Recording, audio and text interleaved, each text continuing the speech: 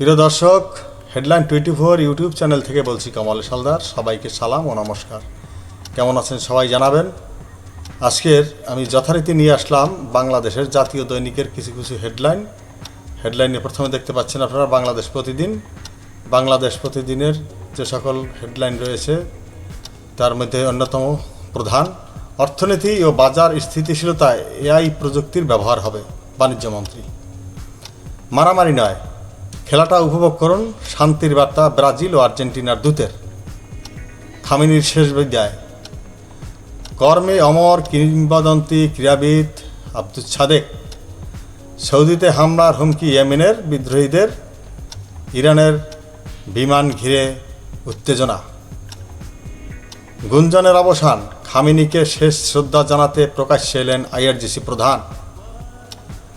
গবেষণায় 226 কোটি টাকা বরাদ্দ, গত অর্থবছরের চেয়ে 13% বেশি।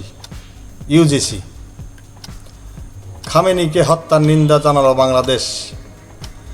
আগামীর অর্থনীতি ও কর্মসংস্থানের প্রধান চালিকাশক্তি হবে ক্রিয়েটিভ ইন্ডাস্ট্রি। জিয়াউর রহমান জাতীয় ঐক্য প্রতিষ্ঠা ও উন্নয়নের ভিত রচনা করেন, সমাজ কল্যাণমন্ত্রী। সুখরঞ্জন বালি গুমে এএসপি ফজলুর জড়িত, ডিবি। স্বাধীন গণমাধ্যম ও বস্তুনিষ্ঠ সংবাদ পরিবেশনে সরকার প্রতিশ্রুতিবদ্ধ, তথ্য প্রতিমন্ত্রী।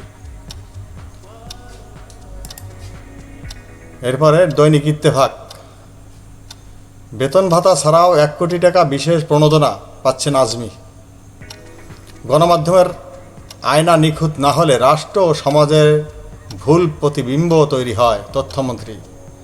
জুলাই আগস্টে দেশে বন্যার আশঙ্কা রয়েছে, বন্যা পূর্বাভাস কেন্দ্র। খামেনিকে শেষ শ্রদ্ধা জানালেন স্পিকার হাফিজউদ্দিন। কালের কণ্ঠ। পদোন্নতির সঙ্গে বিশেষ প্রণোদনা পাচ্ছেন 3 বাহিনীর সাবেক দেড়শো কর্মকর্তা।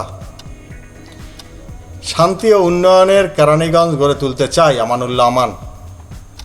প্রধানমন্ত্রী তারেক রহমানের চীন সফরের আলোচনায় নজর রেখেছে ভারত। নভো এয়ারের উড়োজাহাজে যান্ত্রিক ত্রুটি, ঢাকায় জরুরি অবতরণ। জামায়াত গণতান্ত্রিক রাজনৈতিক দল নয়, মির্জা ফখরুল। এরপরে দৈনিক মানবজমিন। এইচএসসি পরীক্ষা, কেন অংশ নেয়নি 36% পরীক্ষার্থী। ডিজিটাল কেনাকাটায় নতুন ধাপ, দুদিনের লেনদেন 22 কোটি টাকা। হত্যার নিন্দা বাংলাদেশের, খামেনির 6 দিনের শোকযাত্রা, 9 জুলাই দাফন। নেতারা বললেন অনভিপ্রেত জুলাই নিয়ে মনির মন্তব্যে বিতর্ক। অবৈধ অস্ত্রের সরাসরি খুন, উদ্বেগ। 65 কেজি সীসাসহ গ্রেপ্তার 3, অনলাইনে সীসা বিক্রি। আমাদের সময়। নির্বাচনের অঙ্গীকার রক্ষায় নিরলসভাবে কাজ করে যাচ্ছেন প্রধানমন্ত্রী, রিজভী।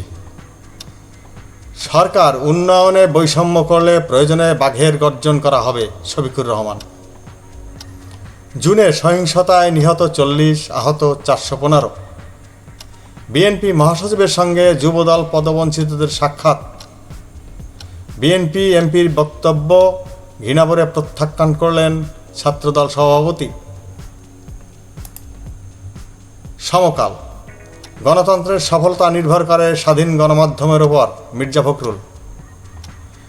হাসপাতালে ভর্তি নজরুল ইসলাম খান। জুলাই আকাঙ্ক্ষার বাংলাদেশ এখনও প্রতিষ্ঠিত হয়নি, নাহিদ ইসলাম। খামেনির জানাজায় ইরান যাচ্ছে জামায়াত প্রতিনিধি। এটি অবশ্য একটি পুরানো খবর। এরপরে দ্য ডেইলি স্টার বাংলা।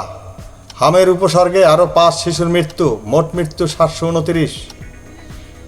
যে কারণে খামেনির শেষকৃত্যে অংশ নিচ্ছেন না অনেক ইরানি। হেফাজতে মৃত্যু, ডিবির বর্ণনায় অসঙ্গতি, মারধর, ঘুষ চাওয়ার অভিযোগ। গবেষণার জন্য পাবলিক বিশ্ববিদ্যালয়গুলোতে 226 কোটি টাকা বরাদ্দ, ইউজিসি।